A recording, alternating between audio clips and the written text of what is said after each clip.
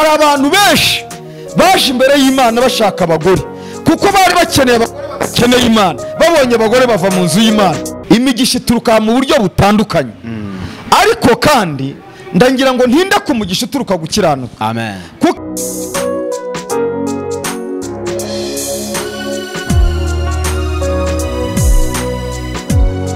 Murakoze, nitwa Karinda Nsabimana Vincent, umukozi w'Imana ubutumwa.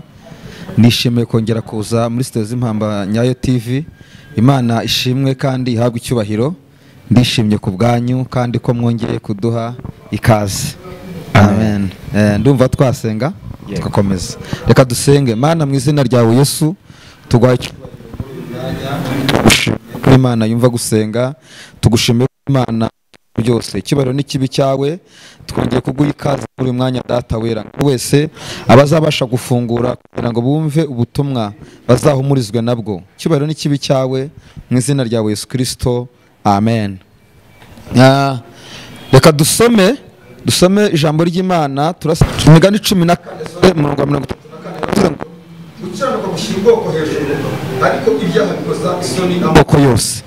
Amen. Amen. Ndangira ngo tuganire namwe iri jambo rivuga ngo imigisha ituruka mu gukiranuka. Mu buzima bubaho bw'abizera Imana, imigisha ituruka mu buryo butandukanye, ariko kandi ndangira ngo ntinde ku mugisha uturuka gukiranuka. Amen. Kuko imigisha yose nubwo yabaho, nubwo yanezeza umuntu, ariko hari imigisha inezeza aho yaturutse. Aho yaturutse ni ku Mana. Imana itanga umugisha inezezwa n'imigisha yaturutse mu gukiranuka. Amen. Umuntu abyara abana, ariko abyara abana abaha iby'ibanze. Umuntu ashaka kubyara abana akabaha amafaranga, akabayigisha amashuri, akabakorera ibisabwa kugira ngo umwana yishime. Ariko umwana unezeza umubyeyi, n'uwo umubyeyi abwira ibyo akora akabikora, n'uwo umubyeyi abwira ngo canga akahanyura, ni unezeza umubyeyi. Hanyuma natwe rero imigisha Imana iduhereza, imyo nshaka ko tuvugaho ni imigisha ituruka mu gukiranuka. Gukiranuka haturukamo umugisha. Bibiliya irambwira ngo gukiranuka gushyira ubwoko hejuru, ngo ariko ibyaha bikoze isoni amoko yose. Bivuze iki mu buzima? Mu buzima bwa gikristo hari abantu bashaka iby'Imana ariko badashaka Imana. Ukumva ushaka ko Imana yaguha ibintu ariko yo ntago uyikeneye. Ufite ikibazo gikomeye, ukeneye gushaka Imana, Imana ikazaguha ibyo ukeneye.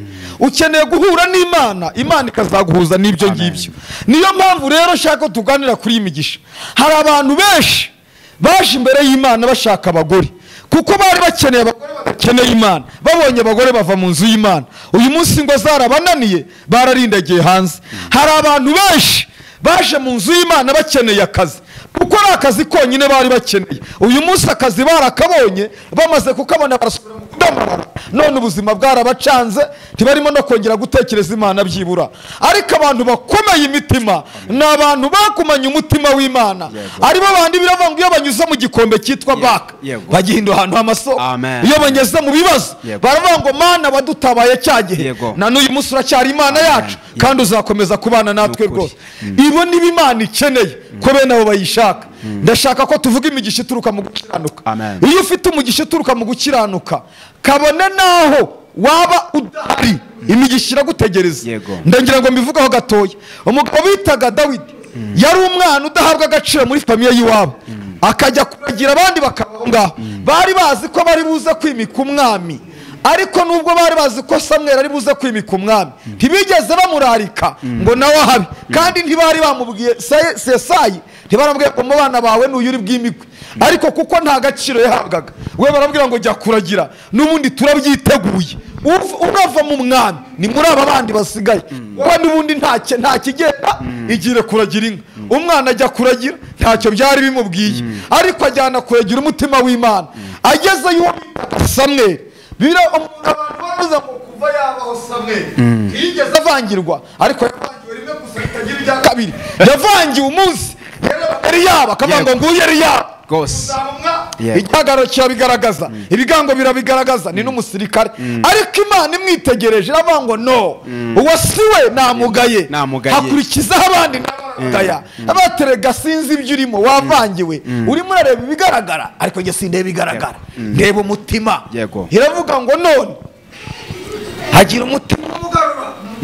Abana bose bamaze kurangira, yego abamo ariko nta wundi mwana usigaye aravuga ati arahari ariko n'umuhererezi yibera mu ntama kubera umugisha wari uwe yego kubera amavuta yaraye aravuga ngo ntabwo dushobora kurya ntidushobora kugira ikindi kintu kiba na kimwe umugabo bita Dawidi ataragera ahangaha Dawidi ntacyongera gukora Dawidi ataragera ahangaha ntacyo mugeraho ntabwo amavuta asukwa ntabwo umugisha iyo wakoreye Imana umugisha wawe uragutegereza iyo wakoreye Imana niyo waba udahari abakeneye akazi ari benshi karagutegereza kugeza igihe uzazira ukagafata iyo wakoreye Imana kabone naho baba bakeneye byose bari benshi ariko biragutegereza ndagusaba mwene data niba wizera Imana niba ukorera Imana yawe korera Imana ushaka umugisha wayo ariko uturuka mu gukiranuka Yesu aravuga ngo umuntu nankorera ankurikire data azamuha icyubahiro ukeneye icyubahiro tindana n'Imana yawe ukeneye akazi keza gumana n'Imana yawe ukeneye urugo rwawe ruzima rukomeye ruhamye ku Mana gumana n'Imana yawe imigisha ikomeye ya mbere ikeneye abantu bakiranutse Imana izabashyira hejuru biravuga ngo nimukora witeka Imana yanyu izabamugisha mu mazi yanyu no mu mitima yanyu ngo mu gihugu cyanyu ntawe uzagumba ntawe uzabamina ngo kandi umubare w'isi yanyu nzawusohoza udakenyutse imigisha ituruka mu gukiranuka harimo ibyo kurya harimo ibyo kunywa harimo kutarwaragura harimo kudashanyuka harimo kudapfusha ntabwo amasezerano yawe agumba kabone naho wabona bitinda ntabwo bizagumba Imana ibisohoresha imbaraga zayo yaravuze ngo mu kuboko kwayo harimo imbaraga nta muntu wayitanga imbere niba hari ibikwitambika bizakurwanya biciye mu nzira imwe bizaguha ibitugu biciye mu nzira ndwi senga Imana utindane nayo umugisha ituruka mu gukiranuka izakugeraho Yosefu kuko yakoreye Imana akayishakana umwete bene serega baramupfukamiye kuko ryari isezerano rituruka mu gukiranuka yari yarakiranutse Imana imuhereza umugisha Imana iramwagura ibyo avuganye nawe yabikora abantu bavuga ngo ntibizaba ariko Imana irabikoze igeze muri Egiputa imuhereza kuyobora Egiputa yose ntiyamuhereza kuyobora gusa imushingira umukobwa w'umutambyi ntiyamushingira umuntu uraho gusa peke imushingira umukobwa wo bitagasa wo kwa Potifari umutambyi ngo babyarana abana babiri umwana wa mbere amwita Manase aravuga ngo nkwise Manase uzanyibagiza imiruho y'inzu ya data Imana imwibagiza imiruho ya kera imwibagiza agahinda ka kera imukuramo Egiputa yose imukuramo abamuhemukiye byose arangije arabyibagirwa ntiyarekeraho ngaho imuhereza uwa kabiri amwita Efurayimu arabanga Imana inyororokereje mu gihugu naboneyemo umubabaro ndagira ngo ngusezengere nguhuze n'Imana muri uyu mwanya Imana ikwibagiza imiruho ya kera Imana ikwibagiza agahinda wahuye nako Imana ikwibagiza ibibazo wahuye nabyo Imana ikwibagiza ubugumba bwa kera Imana ikwibagiza akarengane wahuye nako Imana ikwibagiza gutotezwa wahuye nabyo iguhereze Manase mu buzima bwawe iguhereze ikikwibagiza iguhereze igituma wibagirwa ibibazo wahuye nabyo kera ntibibavuye ngo wibagiwe uzajya usura amateka ariko ntuyaturemo amateka barayasura ariko ntibayaturamo ujye wibuka hereza Imana icyubahiro uvuge nka Dawidi ngo nibutse iminsi ya kera nibwira ibyo wakoze byose ntekereje iminsi zawe kuramburira amaboko nawe mubahereza Imana icyubahiro aho kugira ngo abanze bahereza Imana icyubahiro wowe uhereza Imana yawe icyubahiro aho kugira ngo abakurwanya Imana icyubahiro uzamura icyubahiro cy'Imana yawe arangije habona Manase yibagirwa imiruho ya kera yibagirwa stress yibagirwa agahinda yibagirwa ibibazo yibagirwa inzara yibagirwa imibabaro yose yahuye nayo arangije ngo imuherezo bita Efurayimu avangwa norokeye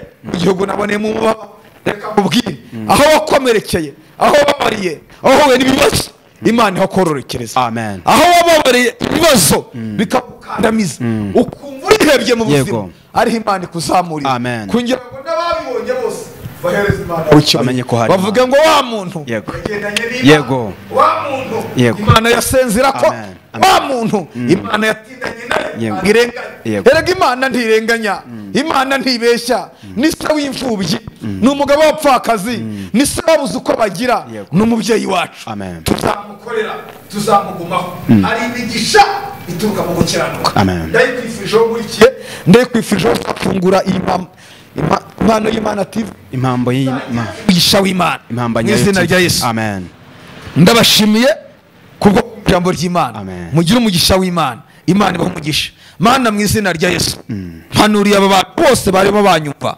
bahabwa umugisha nawe. Buri muntu wese uzumva Impamba Nyayo TV azahure no kuboko kwawe muri ijambo ryawe, azabona umugisha wawe, uzamwibagiza imiruho ya kera, uzamuha imigisha ituruka mu gukiranuka, uzamwororokeza ahantu yaboneye kubabara, uzamuzamure, umuhe icyubahiro, umugirire neza, umukomeze, kandi nawe azarushaho gukomeza kugukorera. Icyubahiro n'ikibi cyawe mu izina rya Yesu Kristo umwami wacu.